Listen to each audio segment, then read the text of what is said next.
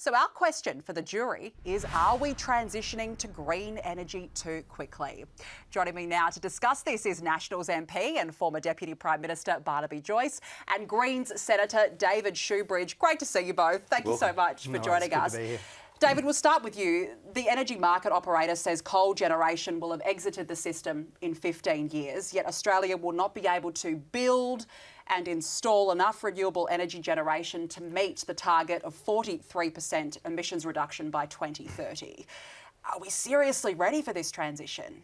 Well, we've got no choice. We have to be ready. And I know your introduction said that coal is the most reliable. Actually, if you look over the last few summers, our very ageing coal-fired power fleet are the least reliable energy sources. They're the ones that are going out when it gets really hot because they're like 40, 50, 60 years old.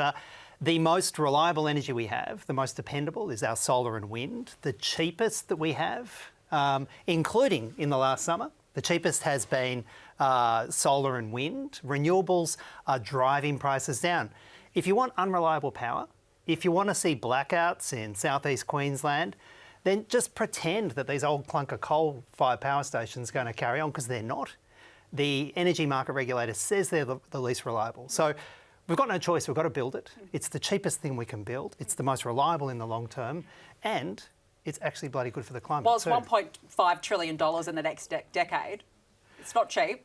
Well, we have a very large economy. We've got a large continent, and we're going to be building an energy system that our kids and our grandkids and their kids can actually reliably depend upon. We have the benefit of all the investment that our great-great-grandparents put into the network. And thanks for them, we've had great, cheap power.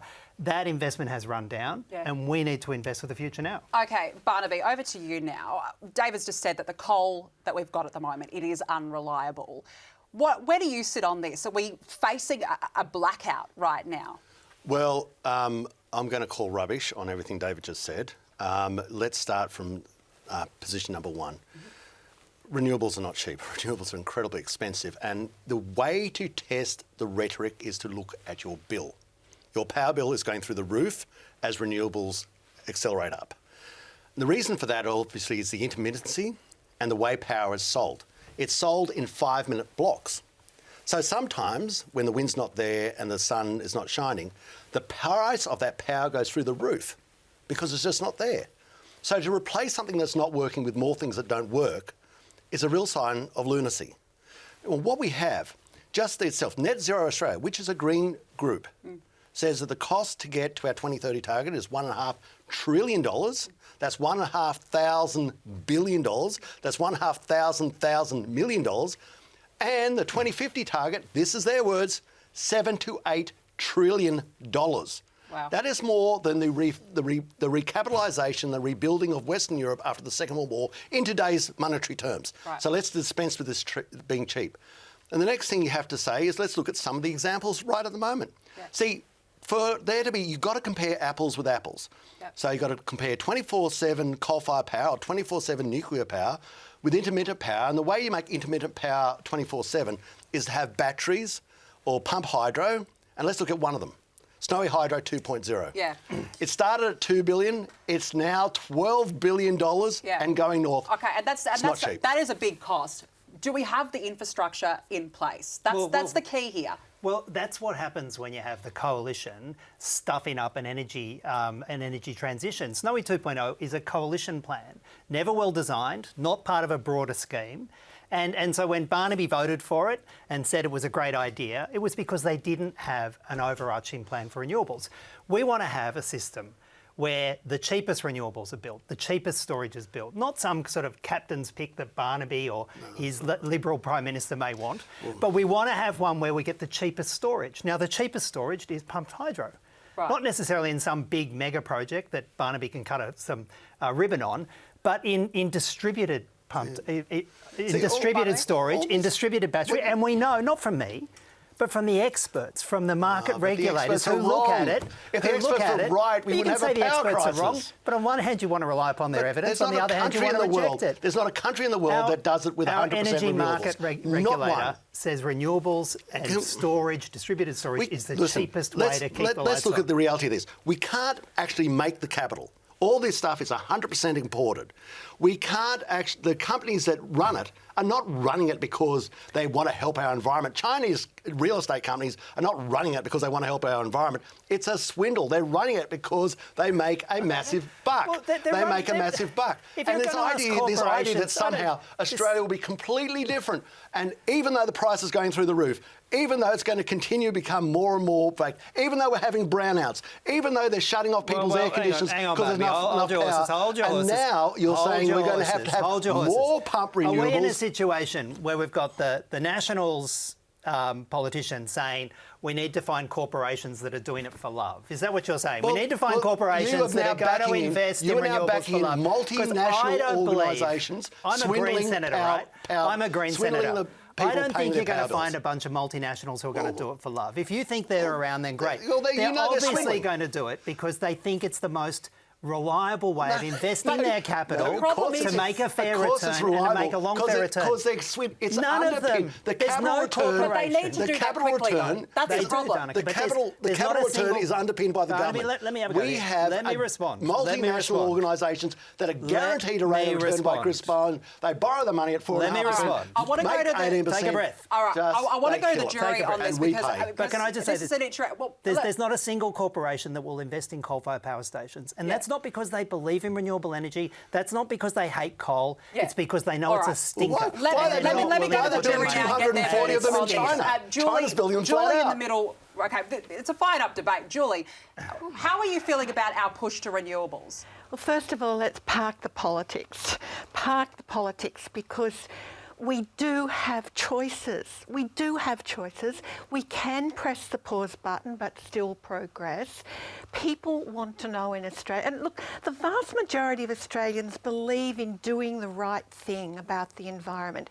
They want renewables, but they want it to be balanced. They want the discussion to be everything on the table. Why don't we have nuclear on the table? Why can't we? What's the problem with it? Why can't we look at who are these people investing in the solar power? These are all questions people want sensible, calm, balanced debate. Absolutely. Tom, we'll throw it to you. How are you feeling about the push to renewables? I think it's happening too quickly. Okay. I think renewables is part of the discussion, but it's not the whole part. Yeah. And we should be looking at nuclear, especially if we're getting nuclear subs. Yeah. Okay, well, we're almost out of time, but just very quickly, nuclear has to be part of this discussion. Well, it absolutely doesn't, because the UK... Well, no, by all means, talk about it, right? Look at the evidence. Look at the evidence. Look at what has happened in the UK.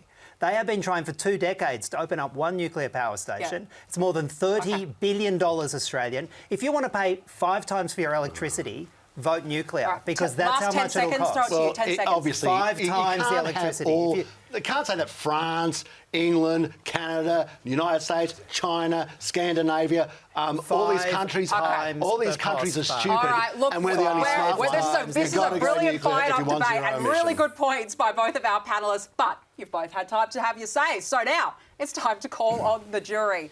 The question is, are we transitioning to renewable energy too fast? Where's the risk? We should have nuclear. The whole world is going to do it. The best in my view is to have 100%. Time is up. What is the jury's verdict? Wow. Okay, so an overwhelming... Everyone said yes, bar one. So 11 yes, 1 no. Susan, why no?